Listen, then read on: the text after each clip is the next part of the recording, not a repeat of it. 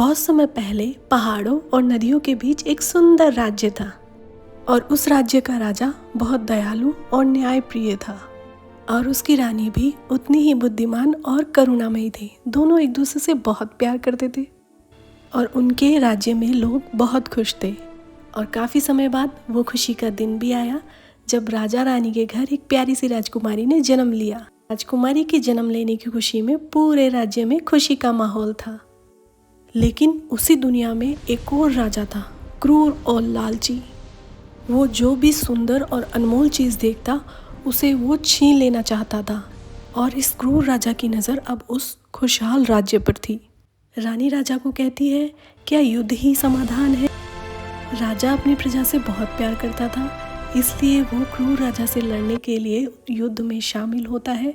लेकिन क्रूर राजा की सेना के सामने वो टिक नहीं पाता और युद्ध हार जाता है। जब ये बात रानी को पता चली तो वो टूट सी गई और अपने दुश्मनों से बचने के लिए वो रात के अंधेरे में महल से अपनी नन्ही सी राजकुमारी को लेकर निकल गई।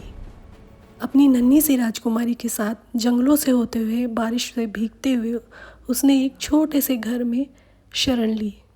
लेकिन किस्मत ने फिर भी रानी का साथ नहीं दिया। उस क्रूर राजा के सैनिकों ने रानी को ढूंढ लिया और उसे पकड़कर ले गए। और क्रूर राजा के महल में एक ऊंचे टावर में एक छोटे से कमरे में दोनों को बंद रखा गया। दिन बीतने लगे और एक दिन उस टावर की खिड़की पे एक छोटी सी नीली चिड़िया आकर बैठी। ये सिलसिला चलता रहा। फिर एक दिन नीली चिड़िया अपने पंजों में एक धागा लेके आई और रानी को दिया। उस रेशमी धागे को देख के रानी के मन में एक उम्मीद की किरण जगी और उसने उस धागे को इकट्ठा करना चालू किया और एक लंबी रस्सी बनाई। जब रस्सी बन के तैयार हुई तो एक नीली परी रानी के पास आई और बोली, मैं तुम्हारी बच्ची को बचाऊंगी, तुम उसे खिड़की से इस रस्सी के सहारे नीचे कर देना। लेकिन जब तक परी नीचे पहुंची कोई पहले ही राजकुमारी को वहां से ले जा चुका था। जब क्रूर राजा को पता चला कि राजकुमारी भाग गई है तो उसने रानी को जंजीरों से बंधवा दिया।